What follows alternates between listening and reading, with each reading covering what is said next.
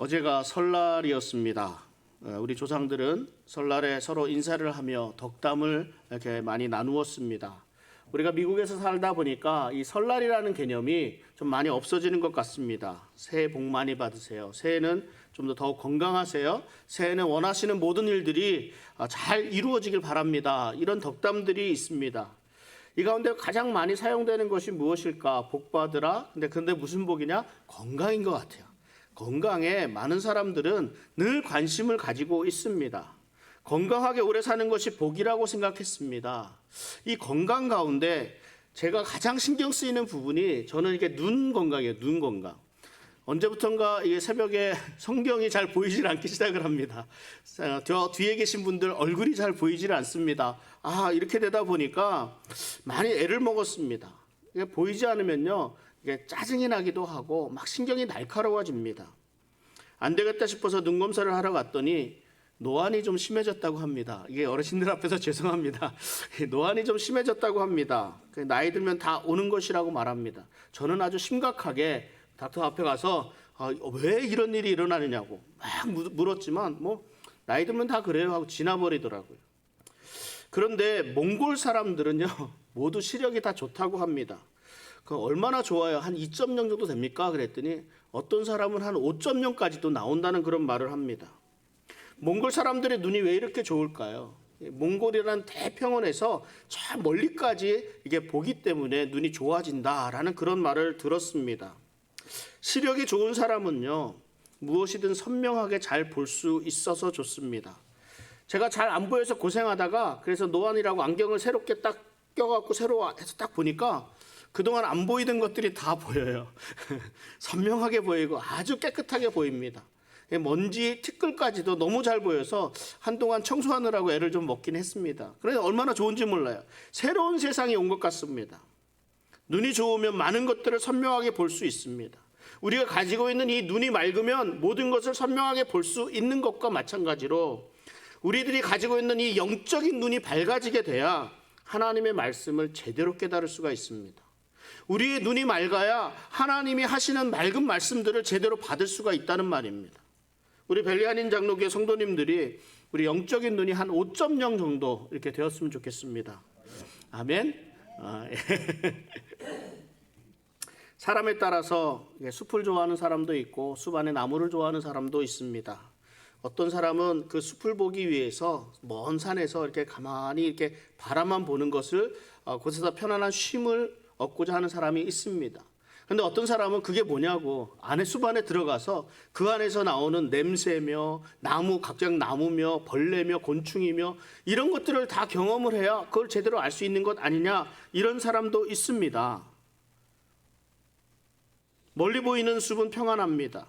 그러나 숲 안으로 들어가게 되면 그야말로 삶의 전쟁터가 됩니다. 작은 벌레들부터 큰 짐승들까지 각각 삶을 살아가기 위해서 몸부림치는 현장이 그 숲속 안에 있습니다.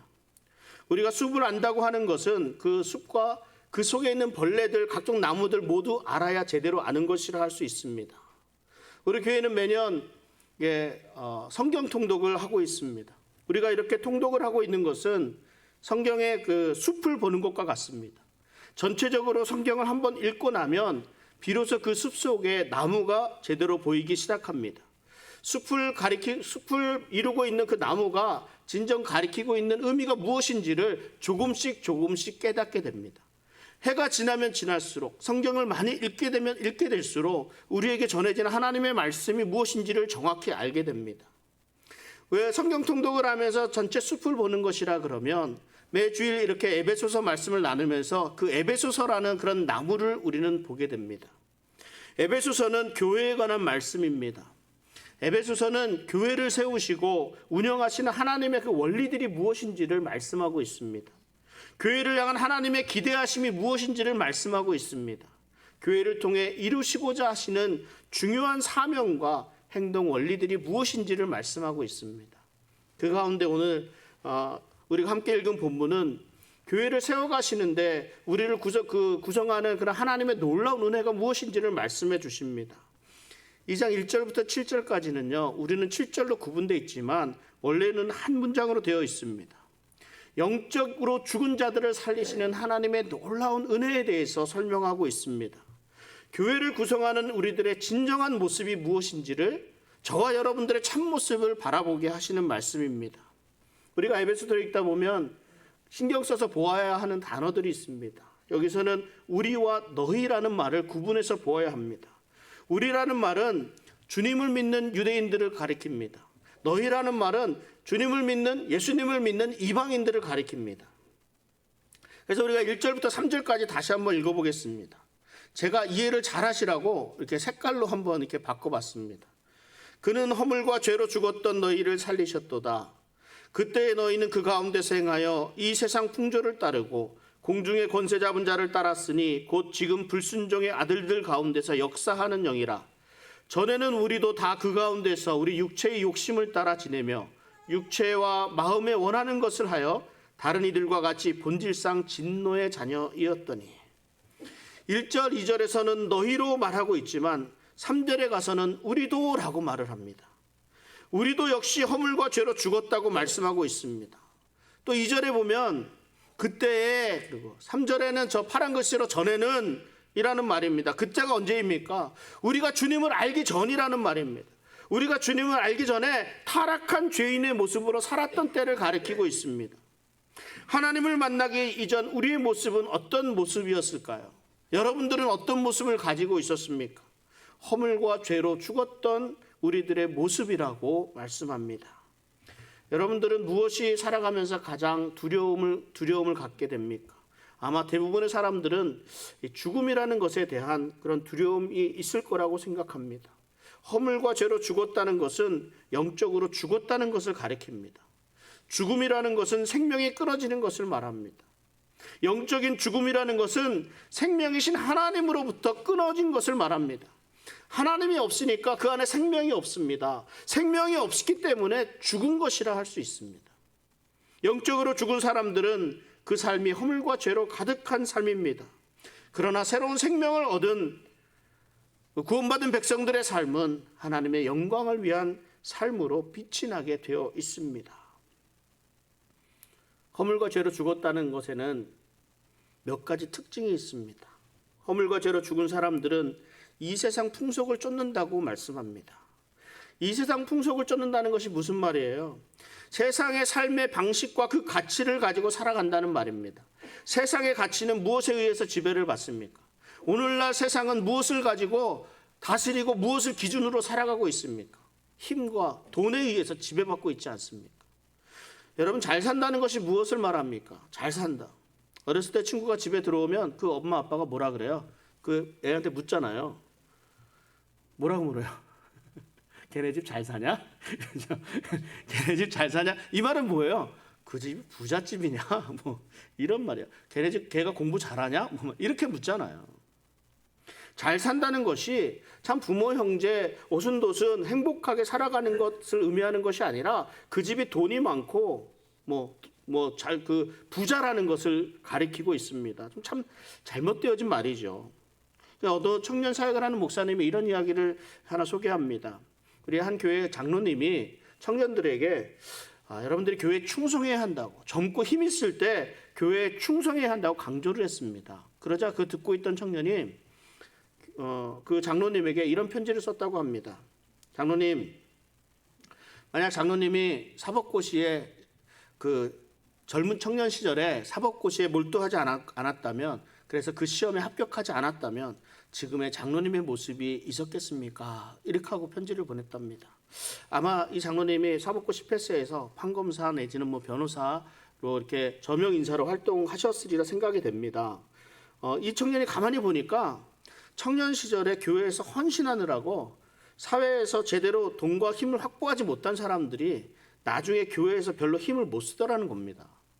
도리어 청년 때에는 교회와 상관없이 자기만을 위해 산 사람들이 다시 교회로 돌아올 때는 돈과 힘을 가지고 직분을 사고 파워를 쟁취한다는 것을 알아버린 거예요. 교회에서조차 돈과 힘의 원리가 작동한다는 것을 보아왔던 겁니다. 교회가 세상의 원리, 세상의 가치를 가지고 행한다면 이것이 세상의 풍습을 쫓는 것입니다.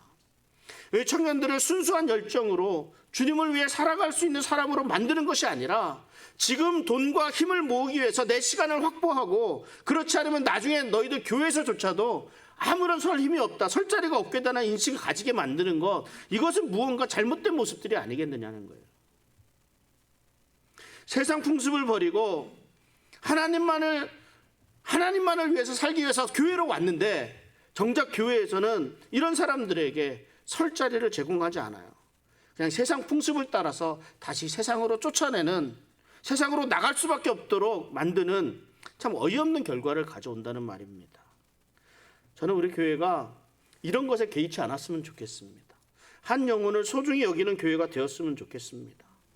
저 동안 한 영혼을 소중히 여기기 위해서 애를 쓰면서 목회를 해왔습니다.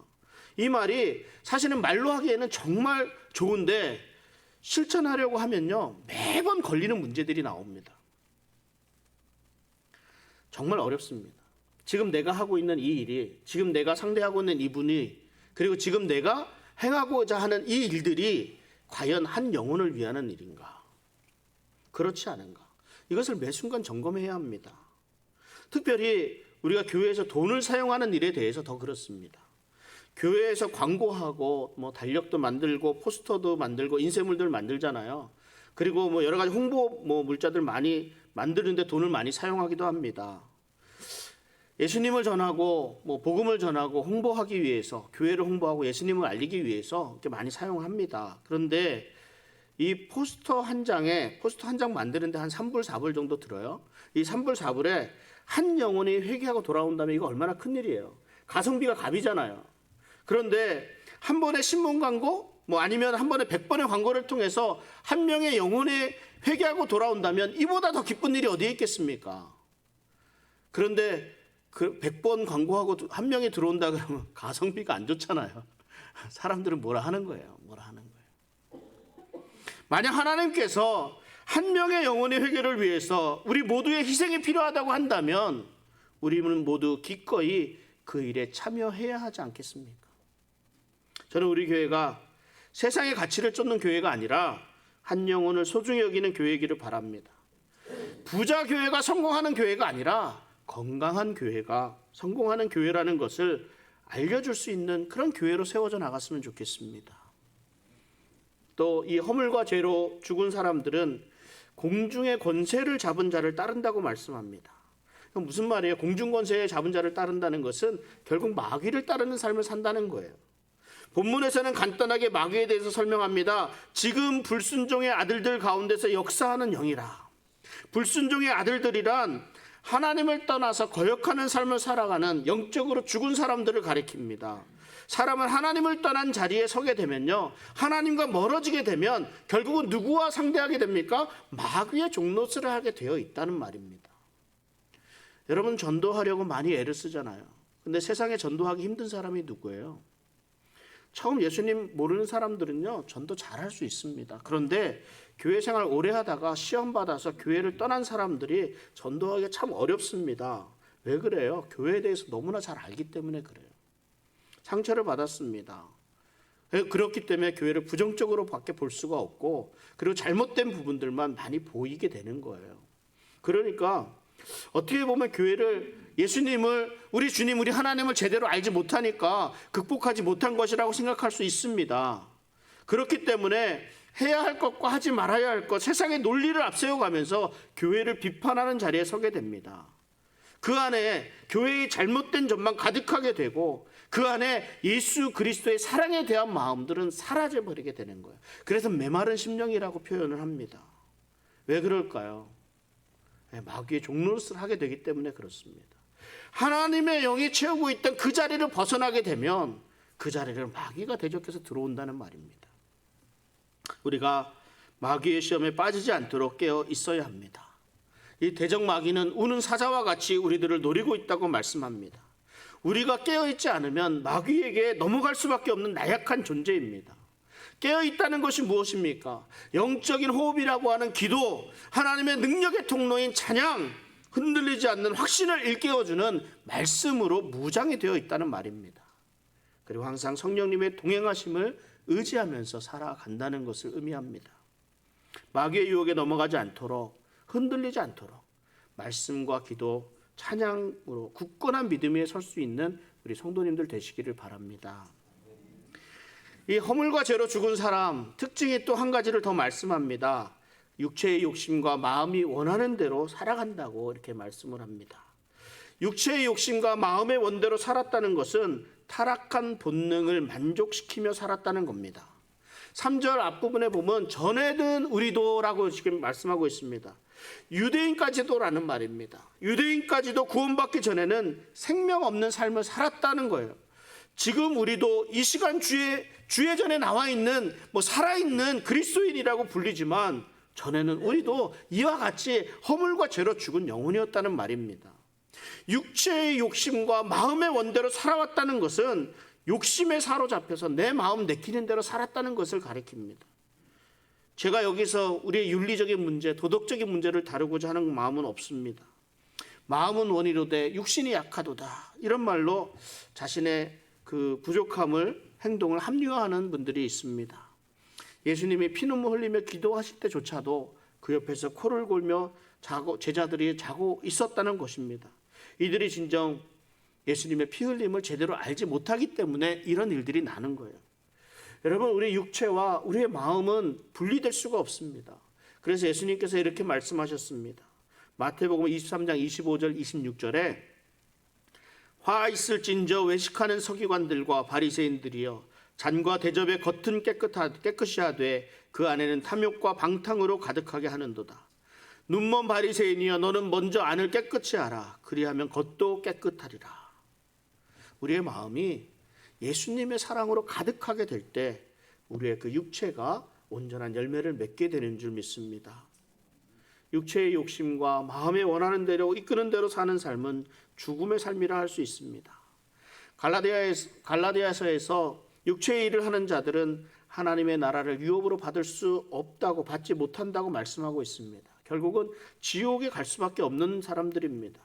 그러면 우리는 어떻게 살아야겠습니까? 육체의 욕심대로 살아가는 것이 아니라 성령님이 인도하시는 대로 성령의 이끌림에 살아갈 수 있어야 합니다. 그래서 갈라디아서 5장 22절 23절 말씀을 같이 한번 읽어보겠습니다. 오직 성령의 열매는 사랑과 희락과 화평과 오래 참음과 자비와 양선과 충성과 온유와 절제니 이 같은 것을 금지할 법이 없느니라. 그리고 덧붙여서 24절에 이렇게 말씀합니다. 같이 읽습니다. 그리스도 예수의 사람들은 육체와 함께 그 정욕과 탐심을 십자가에 못 박았느니라. 아멘.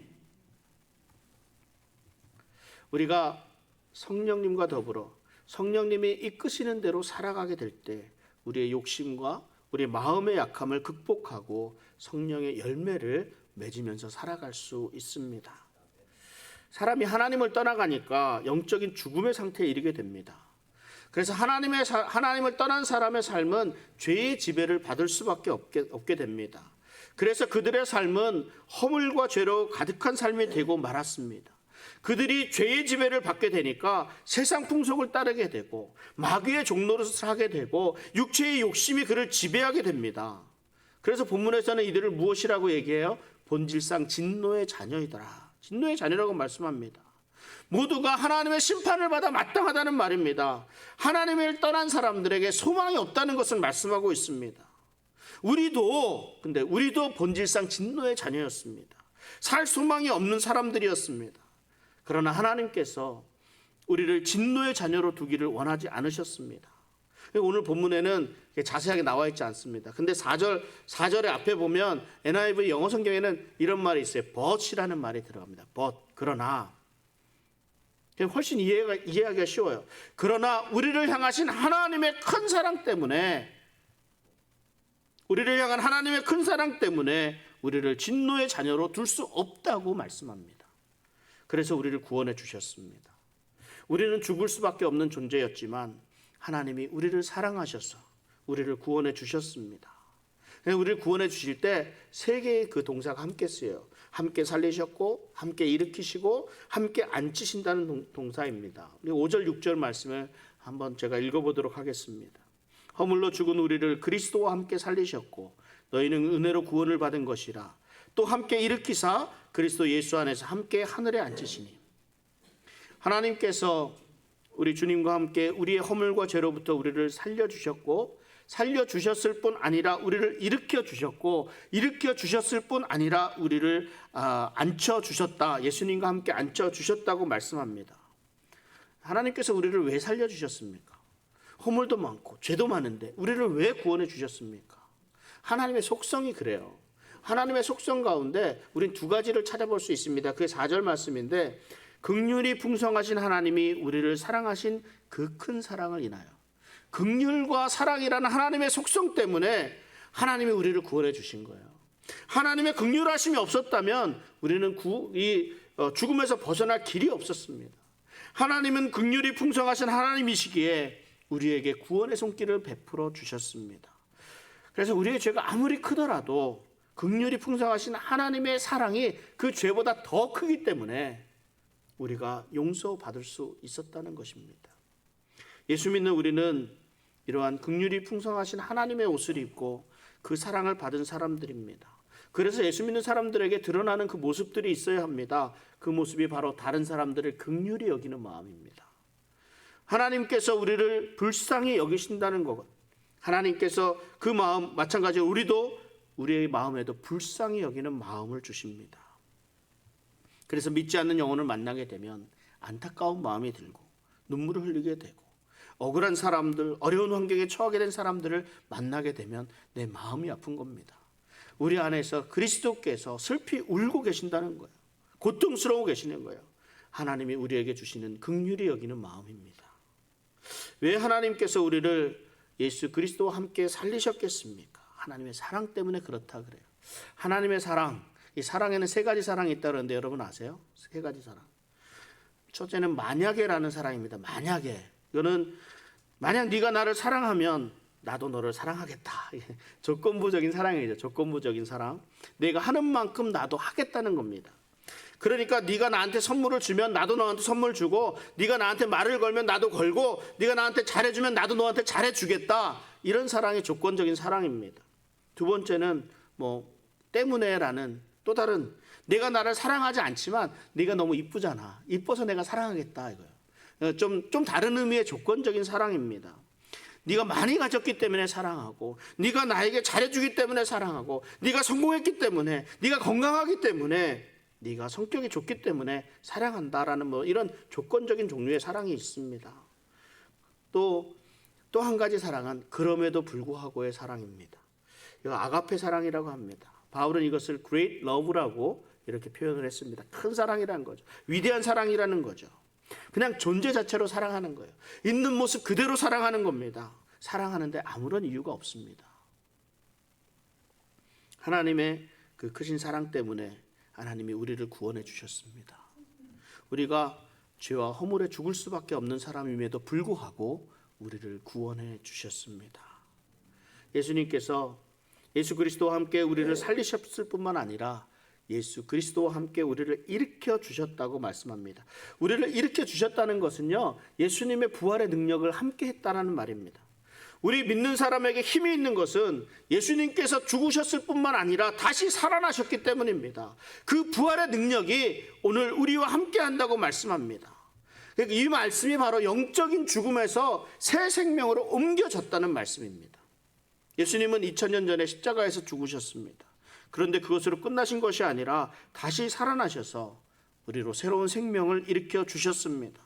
부활의 능력, 이 부활의 능력은 우리의 현재의 삶 속에서 우리 예수님께서 함께 하신다는 것에 있습니다. 예수님께서 함께 하시는 삶이기 때문에 우리에게 주어진 새로운 삶에 힘이 있고 능력이 있는 거예요. 그 삶이 승리의 삶이 되는 것입니다. 바울은 또 함께 일으키시고 또한 함께 앉히셨다 말씀합니다. 장차 우리에게 임할 구원의 완성에 대한 말씀입니다. 우리 믿는 사람들에게 하늘의 영광 보좌에 앉는 그날이 없다 그러면 사도 바울이 고백한 그 장차 올 영광과 좋게 비교할 수 없다 이런 말을 할 수가 없잖아요. 땅의 것만을 생각한다면 우리에게는 미래가 없습니다. 다만 왜 우리네 삶이 이리도 험난할까 이런 생각들만 하게 됩니다. 그러나 우리는 하늘에 소망을 두고 있는 사람들입니다. 예수님과 함께 앉힐 그날에 앉히신다고 말씀하고 있습니다. 우리에게 얼마나 소망이 되고 힘이 되는 말씀인지 모릅니다. 우리를 살리셨고 일으키셨고 앉히셨다. 이 중요한 말씀 속에 따라붙는 말이 있는데 그것이 함께라는 말입니다. 함께. 그리스도와 함께 살리시고 그리스도와 함께 일으키시고 그리스도와 함께 앉히셨다고 말씀합니다. 우리의 삶에 예수 그리스도가 빠지면 아무런 의미가 없습니다. 예수님과 함께 살아갈 때 우리의 삶에 진정한 의미가 부여되는 줄 믿습니다. 우리의 이 구원이 어떻게 임한다고 사도 바울이 지금 말씀하고 있습니까? 에베소서 2장 8절에 너희는 그 은혜에 의하여 믿음으로 말미암아 구원을 받았으니 이것은 너희에게서 난 것이 아니요 하나님의 선물이라 말씀합니다. 선물은요 그냥 감사하게 받는 겁니다. 감사하게. 네. 대가성이 있으면요 선물이 아니라 뭐가 돼요? 뇌물이 되죠. 뇌물이 되면 이건 주는 사람이나 받는 사람이나 별로 유쾌하지 않습니다. 주고 싶어서 주는 것이 선물이고 받아서 감사한 것이 선물입니다. 하나님의 긍휼하심과 큰 사랑으로 말미암아 하나님은 우리에게 구원의 선물을 주셨습니다. 우리가 할 수 있는 것은 아무것도 없습니다. 다만 한 가지 하나님께서 원하시는 것이 있어요. 우리 입술의 고백입니다. 우리 입술의 고백. 나머지는 다 하나님께서 하셨습니다. 내가 예수님을 믿게 된 것도, 내가 교회에 나오게 된 것도, 내가 주님을 찾는 갈급한 심령이 된 것도, 내가 기도하게 된 것도 모두 다 하나님의 뜻입니다. 다만 우리는 이 모든 일들, 이 사실들을 그냥 우리 주님 앞에서 고백하면 되는 거예요. 그리고 감사하면 됩니다. 찬양하면 됩니다. 하나님을 믿고 신뢰하고 순종하는 것이 우리의 할 일입니다.